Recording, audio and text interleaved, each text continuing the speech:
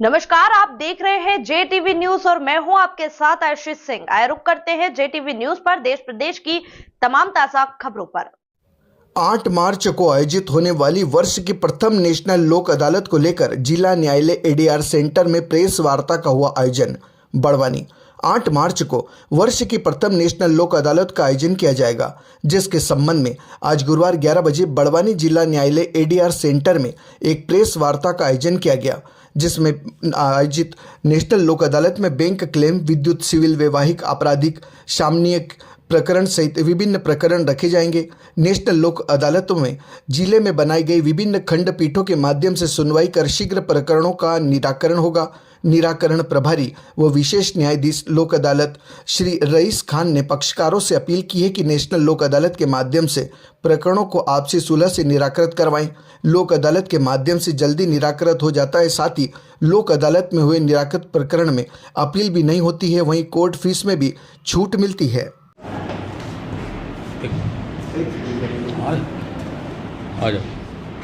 Sir, आज press conference का आयोजन किया गया है, क्या मुद्दे रहेंगे अभी आने वाली लोक अदालत में? जी, आज आप लोगों के माध्यम से बताना चाहूँगा कि जो इस वर्ष की पहली राष्ट्रीय लोक अदालत का आयोजन होना है 8 मार्च को, उस लोक अदालत में जो है क्रिमिनल, सिविल और भी जो मिसलेनियस केसेस जो सामान्य प्रकृति के होते हैं उन और जो राजीनामा योग्य होते हैं, सम्मान योग्य मामलों को लोक अदालत में रेफ़र किया जाता है। इस लोक अदालत में जो है 1473 मामले रेगुलर केसेस रेफ़र किए गए हैं, जो अभी वर्तमान में विभिन्न न्यायालयों में विचाराधीन हैं। उन मामलों को निपटाने के लिए पूरे जिले बड़वानी में 15 खंडपीठों का गठन किया गया है।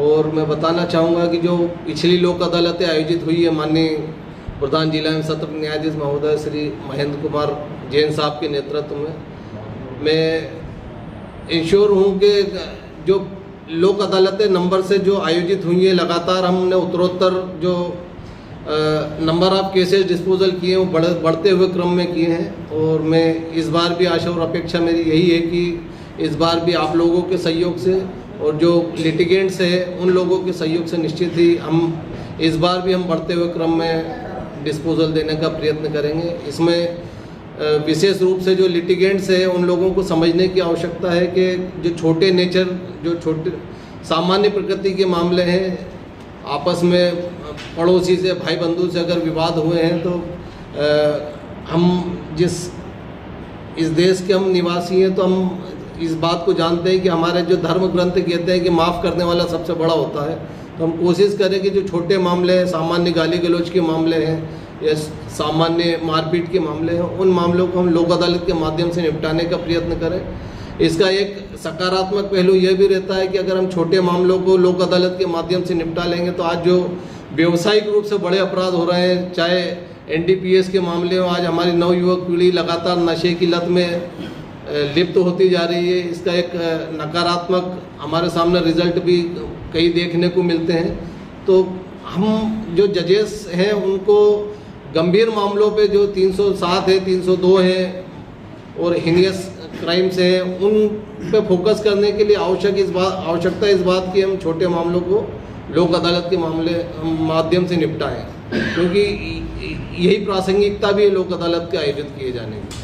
और जब से लोक अदालत का आयोजन हो रहा है, उन लोक अदालतों में लाखों की संख्या में प्रकरणों का निराकरण हो रहा है। तो मैं आप सभी से पुनः अपील करूंगा कि इस लोक अदालत में आप बढ़ चढ़कर हिस्सा लें।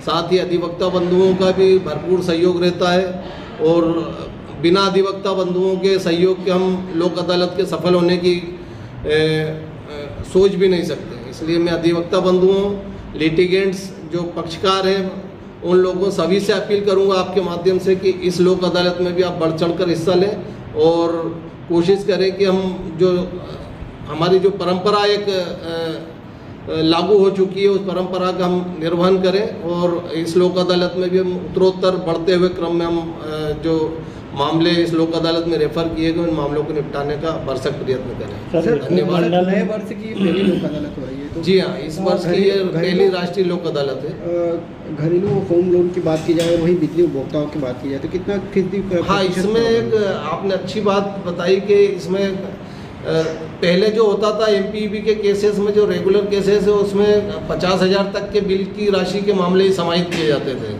सम्मिलित किए जाते थे। पूरी इस बार एक दायरा बढ़ाया है एमपीईबी में, गवर्नमेंट का जो नोटिफिकेशन आया हमारे पास, वो 10 लाख तक के मामले को इसमें शामिल किया गया है। तो मेरा मानना है कि ये इस जिले की अगर बात करें तो मोस्टली मामले 99% मामले उस दायरे में आ जाएंगे जो लोक अदालत के मामले माध्यम से निपटा सकेंगे। तो इसका एक सकारात्मक हमारे रिजल्ट भी मिलने की संभावना है इसमें। सर, दूसरा ये कि फाइनेंशियल कंपनी जिस तरीके से वो हितग्राहियों को परेशान करती है अधिक राशि को लेकर और चक्रवृद्धि ब्याज लगाती है, इसको लेकर भी किस तरह का प्रावधान रहेगा? लोक अदालत के माध्यम से अगर मामला निपटाना है तो फाइनेंशियल कंपनी और जो लिटिगेंट्स है, वो जो पीड़ित पक्षकार है, वो यहाँ पर आके बात कर सकते हैं। जो कंसर्निंग जो भी जज साहिबान बैठते हैं, जो मेंबर्स बैठते हैं, उनके माध्यम से आप बात करते हैं। इसीलिए तो ये फोरम बनाया गया है लोक अदालत का, कि आप निष्पक्ष और स्वच्छंद हो के अपने मामले को जज साहब के सामने, जो मेंबर है उनके सामने रख सको, और बार्गेनिंग के बाद ही वो मामला सेटल होता है। ये किसी एक पक्ष की सहमति से मामला नहीं होता। लोक अदालत का सीधा सा कंसेप्ट ये है कि ना कोई हारा ना कोई जीता। तो ये इसमें दोनों पक्षों को बिठा के सद्भाविक माहौल में मामले को निपटाने का प्रयत्न किया जाता है। तो कोई परेशान कर रहा है तो वो परेशानी के बारे में भी आप बता सकते हैं। जब आप एग्री होंगे तभी मामले का निराकरण होगा। जेटीवी न्यूज से जुड़े रहने के लिए हमारी खबरों को लाइक और शेयर करें, हमारे चैनल को सब्सक्राइब करें और अपडेट रहे हर छोटी बड़ी खबरों से।